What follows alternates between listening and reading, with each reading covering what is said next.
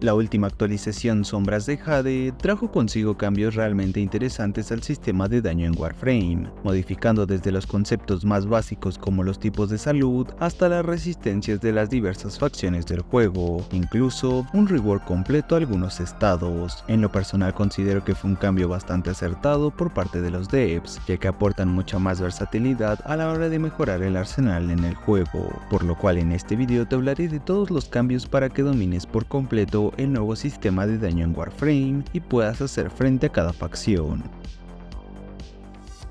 Para comenzar, quiero hablarte de los cambios realizados al sistema de salud de los enemigos en el juego, que pasaron de ser 13 tipos a solo 4, los cuales actualmente son salud, armadura, escudos y sobreguardia. El sistema anterior manejaba una variedad muy amplia de tipos de salud, principalmente porque quería mantener hasta cierto punto un grado de dificultad para forzar a los jugadores a memorizar las resistencias y debilidades de cada enemigo frente a los diferentes tipos de daño en el juego, proporcionando de diversos tipos de salud a un solo enemigo sin importar la facción a la que pertenecía dicho enemigo, lo cual volvía el asunto bastante enredoso de manera innecesaria, ya que esta complejidad, por decirlo de una manera, terminaba por desaparecer debido a la existencia y el uso de builds con daño cortante y viral, los tipos de daño por excelencia en el juego. Estos estados contaban con una superioridad evidente frente a los demás tipos de daño, anulando por completo el mismo sistema que supuestamente era complejo, para resumirlo en un meta bastante simple y fácil de implementar en la mayoría de arsenal del juego. Antes de esta actualización, la realidad de Warframe era que no rentaba para nada prestar atención a buildear tu arsenal con otros tipos de daño, ya que las builds de cortante y viral eran completamente superiores en rendimiento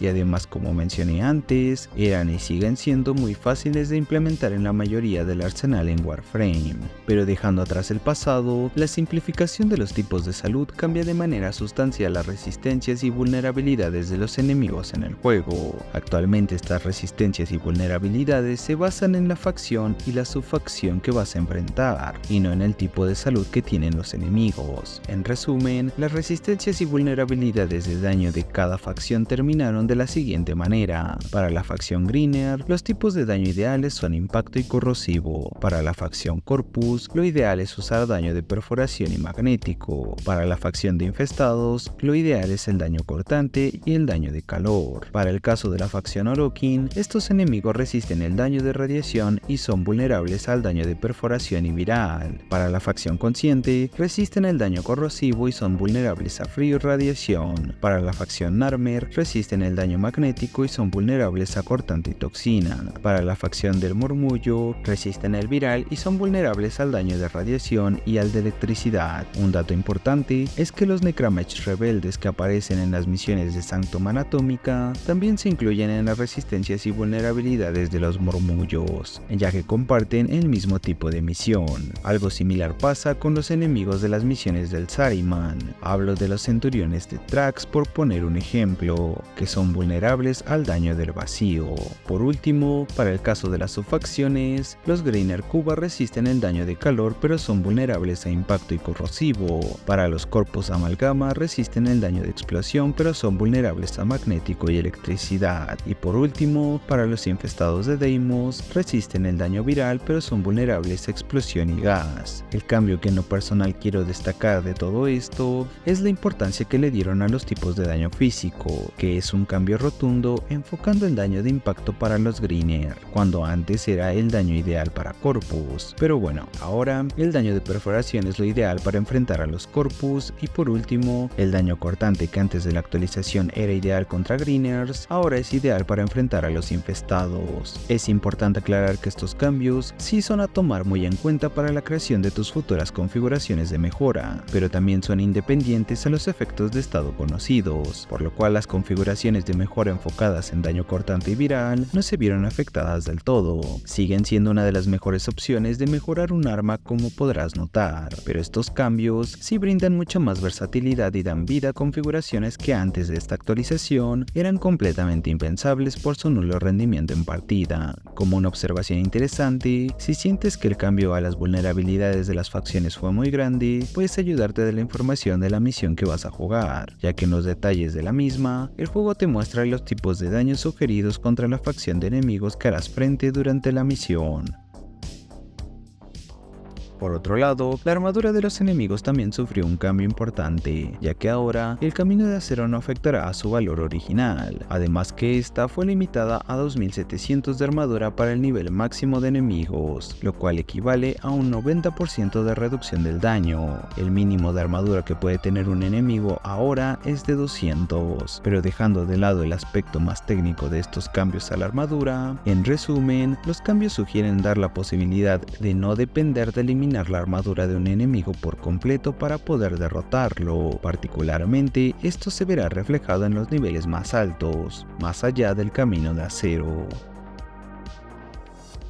Algo similar pasa con los escudos de los enemigos Corpus. En este caso, se ven mejorados en unos aspectos como lo son en su escalado luego del nivel 80. También se unificó el retraso de recarga de escudos en todos los enemigos, por lo cual ahora todos los enemigos que cuentan con escudos tendrán el mismo tiempo de espera para que sus escudos comiencen a cargarse luego de recibir daño. Otro aspecto importante es que el tiempo de recarga de escudos de un enemigo tiene una duración mínima y máxima. Esta duración varía según el nivel del enemigo y la cantidad de daño que reciba. Por último, los escudos de enemigos en el camino de acero ahora solo se multiplican por 2,5 y no por 6,25 como lo era antes de la nueva actualización. Para cerrar el tema de los valores que implica la vida de los enemigos, el valor de salud también recibió una mejora a su estadística, en especial para enemigos de nivel superior a 80. Por este motivo puede ser que sientas que tus builds de viral demoran un poco más en acabar a los enemigos, pero lo único que pasa es que ahora tienen un poco más de vida. Si quieres conocer las mejores builds posibles para enfrentar a cada facción, te recomiendo te suscribas al canal, actives la campana de notificaciones y comentes builds en este video, para que realice uno hablando acerca de dicho tema en un futuro cercano.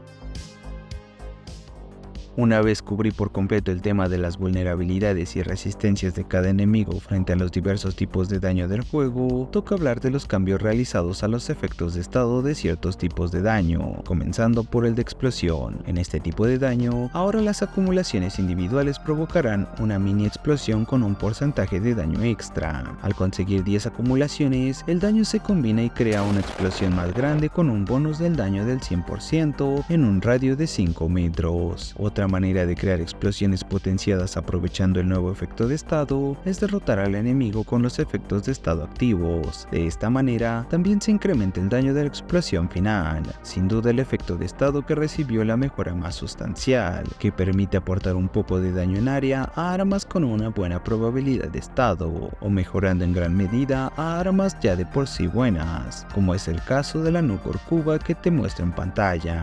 Una buena manera de aprovechar este nuevo efecto de estado es usando habilidades para agrupar a los enemigos, además del uso de modificadores que aumentan la duración de los estados aplicados. En el caso del daño de tipo frío, se incrementaron el número máximo de acumulaciones de estado de 9 a 10, por lo cual, al alcanzar el máximo número de acumulaciones, el enemigo es congelado por 3 segundos, además de aportar 1 de multiplicador de daño crítico. Es importante que mencione que de traducir literal la nota del parche, dice que el daño crítico se duplica, pero esto no es del todo cierto. Como mencioné antes, solo agrega un punto al multiplicador crítico, por lo cual termina siendo al final un estado más de apoyo que uno de daño principal, sin mencionar que sirve para crear tipos de daño mejores. Hablo del daño viral y el de explosión. El tipo de daño de gas también se vio mejorado, pero en su caso la mejora es únicamente visual, por lo que realmente no importa mucho. Por último, un tipo de daño que sí recibe una mejora es el de magnético,